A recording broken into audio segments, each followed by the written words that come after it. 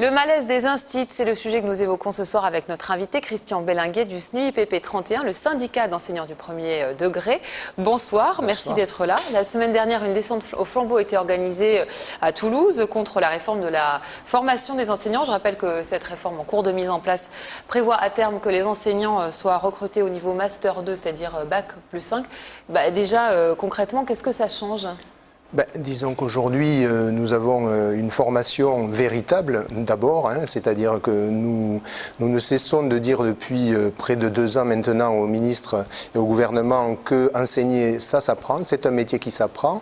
Or aujourd'hui, la réforme qui est proposée supprime tout bonnement quasiment la formation professionnelle des enseignants, c'est-à-dire que sous prétexte d'élévation du niveau de recrutement et de qualification des enseignants, de fait, le recrutement en Master 2 se fait au détriment de la formation professionnelle des enseignants qui était assurée jusqu'alors dans le cadre des IUFM et qui comprenait notamment une année de préparation au concours pour la plupart des jeunes, plus une année de véritable formation professionnelle avec des aspects, disons, théoriques, mais aussi des aspects de lien avec la pratique et en articulation ces deux éléments.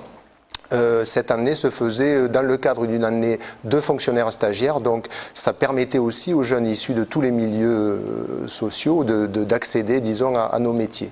Pourtant, le paradoxe, c'est qu'on rajoute une année d'études. Alors, on rajoute même 2 années formellement, puisque donc le recrutement était jusqu'alors sur un plan légal, disons, au niveau de la licence. Il sera désormais au niveau du Master 2, c'est-à-dire qu'il faudra avoir un Master 2 pour prétendre enseigner. Et de plus, le gouvernement a choisi le plus mauvais moment pour recruter les enseignants, c'est-à-dire qu'il a introduit le concours au milieu de l'année de Master 2, c'est-à-dire que cette année de Master 2, de fait, sera tiraillée, disons, entre 2 contraintes, la préparation du concours d'une part et la nécessaire formation ou l'embryon de formation qui devrait être fait pour que les collègues aillent sur le terrain ensuite. Donc à terme, ça veut dire la disparition des IUFM. Alors les IUFM, disons, pour l'instant, au départ, effectivement, il y avait une annonce de volonté de suppression de l'IUFM de la part du gouvernement. Aujourd'hui, après toutes ces mobilisations, disons que les termes ne sont plus ceux-là. Les IUFM sont totalement intégrés aux universités et ils prétendent continuer à jouer leur rôle dans la formation des enseignants.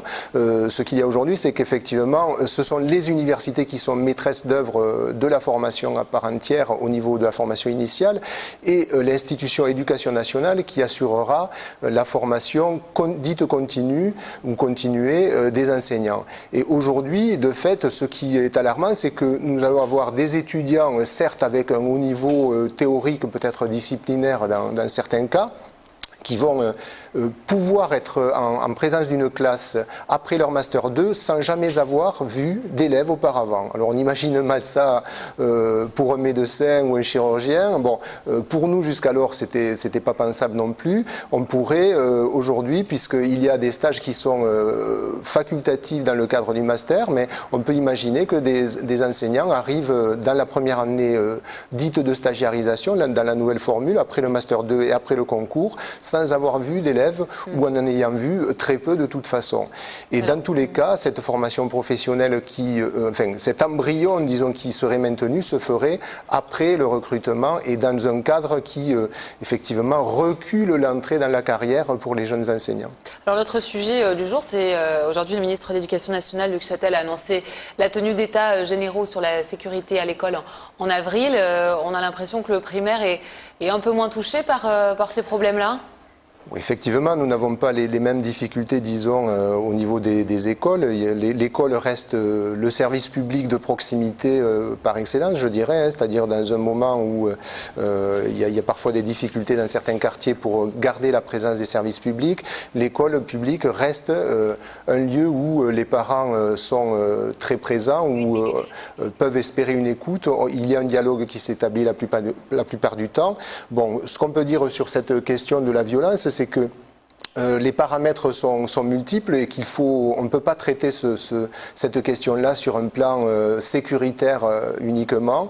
Il faut traiter de la question des moyens, parce que par exemple, un des premiers éléments, ça serait de faire qu'il y ait les moyens effectivement d'encadrement des élèves dans les établissements du second degré au niveau des temps hors cours.